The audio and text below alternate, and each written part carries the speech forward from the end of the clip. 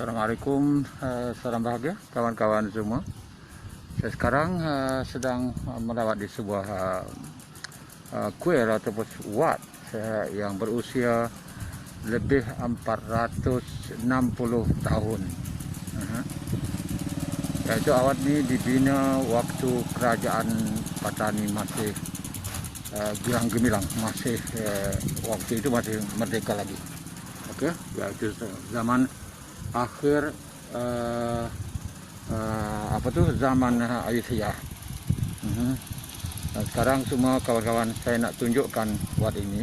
Nanti nak tunjuk macam mana. Hamba ada cerita untuk dipersembahkan. Tengok bangunannya. Bangunannya macam bangunan Melayu. Cukup cantik ya. Bangunan tengok.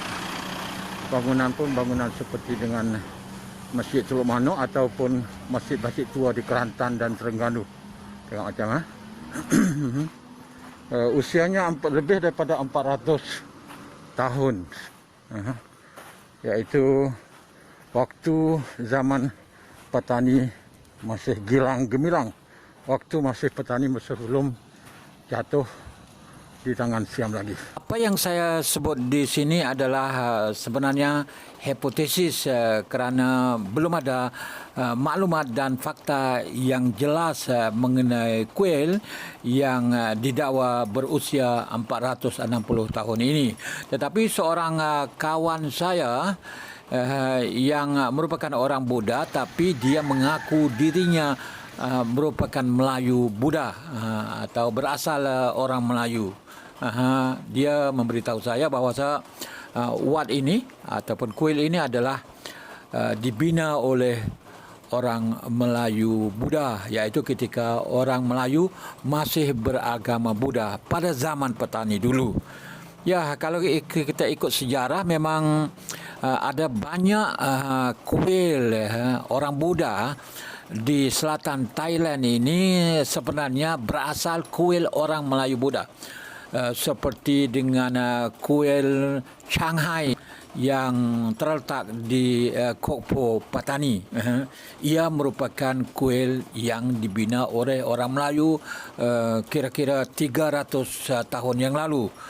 Katanya seorang raja daripada daerah mana tak tahu, daripada Kedah, yang membina kuil itu. Ini adalah merupakan salah satu bukti bahawa memang ada kuil yang dibina oleh orang Melayu Buddha pada masa lalu. Malah di Jala ada Wat Tham, iaitu kuil gua ataupun Wat Kuha Pimuk. Kuil Kuha Pimuk di Jala juga merupakan kuil yang dibinakan oleh orang Melayu zaman Sriwijaya, berusia 1300 tahun. Thailand belum wujud, Ayutthaya belum wujud, dan Sukhothai pun belum wujud lagi sebab Sukhothai baru 700 tahun lebih saja. Jadi itu juga kuil orang Melayu tapi ditinggalkan oleh orang Melayu kerana kita memeluk Islam dan menganggap kuil dan berhala semua haram, berdosa kan. Jadi kita tinggalkan begitu saja. Kemudian didatang oleh orang Thai di sebelah sana pada zaman raja ke berapa saya dah lupa. Mereka duduk dan baik pulih semua kuil itu dan menjadi kuil mereka pada waktu ini. Ya. Jadi ini kemungkinan benar seperti kata kawan saya itu, iaitu ini juga kuil yang 460 tahun ini juga adalah ada kaitan dengan orang Melayu kerana ada sejarah. Dan dalam tarikh Fatani, dalam kitab Tarikh Fatani oleh Syekh Faqih Ali bin Muhammad bin Safiyuddin Al-Fatani dan disalin oleh Syekh Daud Al-Fatani. Dalam kitab ini menyebut bahawa orang Melayu itu terbahagi kepada dua.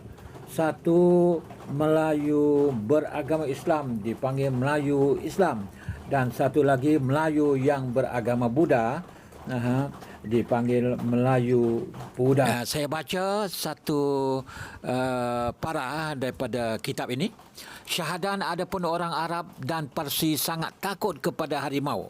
Lakin iaitu tetapi mereka sangat suka memburu binatang seperti kijang dan rusa, dan adapun tanduk rusanya mereka ambil guna permainan seperti penyakut kain dan jubah.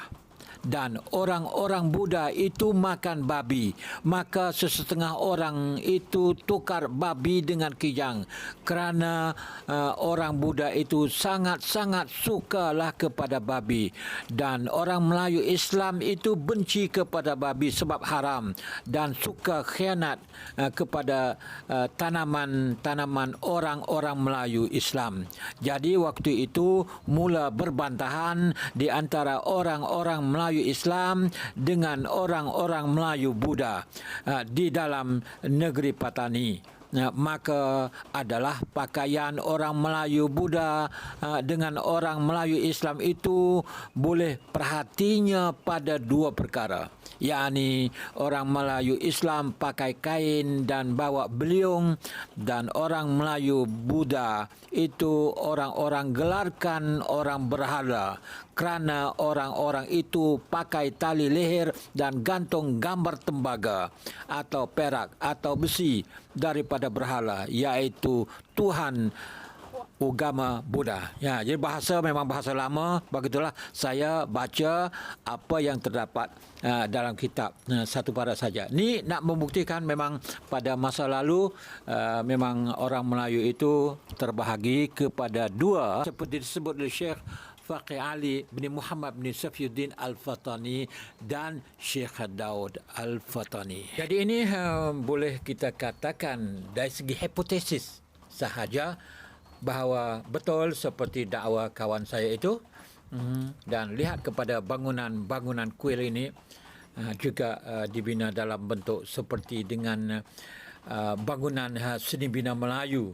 Jadi mungkin benarlah bahawa kuil ini ada kaitan dengan orang Melayu. Sebenarnya nanti saya akan buat video tentang Melayu Buddha ini pada masa akan datang dengan lebih terperinci, dengan menziarah tempat-tempat yang berasal Melayu Buddha pada masa akan datang.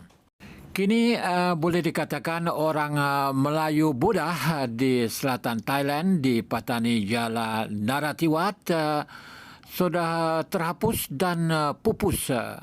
Walaupun ada orang-orang tertentu yang masih mengaku diri mereka sebagai orang Melayu Buddha yang bilangan mereka amat kecil dan sudah habis ditelan oleh semangat nasionalisme Thai yang sangat kuat, dan pada waktu yang sama mereka sendiri tidak berani tampil diri mengaku bahawa mereka orang Melayu.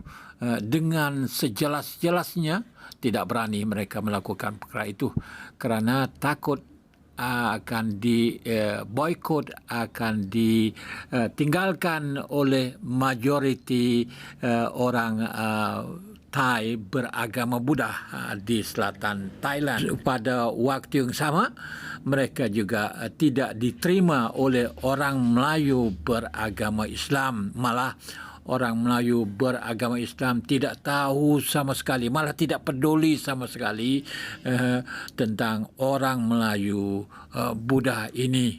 Ramai di kalangan mereka tidak tahu pun ada perkara ini. Bagaimanapun para penyelidik dan pengkaji memang mengetahui perkara ini. Dan ramai juga orang Melayu sendiri yang masih ada pertalian saudara dengan orang Melayu Buddha ini di sesetengah kampung.